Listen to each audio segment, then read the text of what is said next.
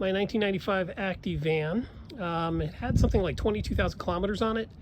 It's a 95 Street G, so it has automatic air conditioning, the California side mirrors, it has the wind visors. There's a little bit of, there's some dents and some damage, but it's overall really good shape. The one thing I noticed when I first got it was the stereo. The stereo itself was only had minimum volume, like nothing, or max. That's all it had. None of the buttons up front worked. All the presets didn't work.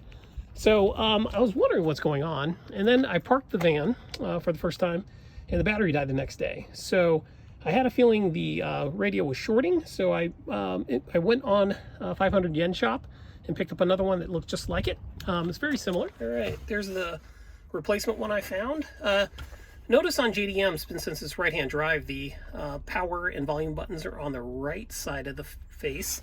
You can see this one looks very similar.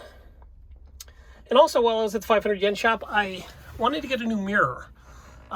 This mirror, the one I had before, had I guess the back of the mirror was being damaged, and I wanted to get a new one. So I found out that the the later models, I think the 97, 98, 99, had a very similar mirror, and just went to 500 Yen Shop and picked up a new one and screwed it right in.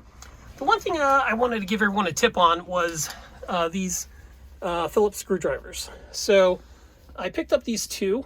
They are Japanese industrial standard screwdrivers. So there is a small difference in Phillips head screwdrivers for Japanese vehicles versus US vehicles. So these are the two I bought. They're both made by Vessel. The Impacto one can actually be driven with a hammer if you need to get in there and really go at it. But yeah, these were about 10 bucks, 11 bucks a piece. I got two different sizes just so I could put in my toolbox. Right, pulling out the stereo is super simple. All you have to do is remove the ashtray. Ashtray slides out pretty easily. And I don't know if you can see up under, but there are two Phillips head screws. Just pulled those out. There's a bolt down there. It's an 8mm bolt, I believe. I just pulled that out too. I'm not sure why I did. But once I got those two Phillips heads out, I stuck my fingers inside the tape cassette and pulled the whole thing out. It slid out really easily. There's a 16-pin connector on the back.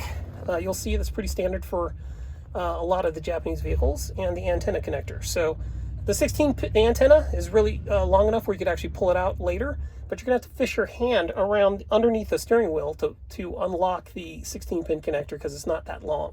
Once I did that, I slid it back in 4 minutes later. Right, once I got that old one pulled out, no more battery drain. So it was definitely a culprit. Looks like the constant was always on. I got that swapped out, and now I can listen to tunes. The one big problem too, you'll notice, Japanese FM frequencies are different from the US, so I only get a short smattering of stations on the lower end of the dial.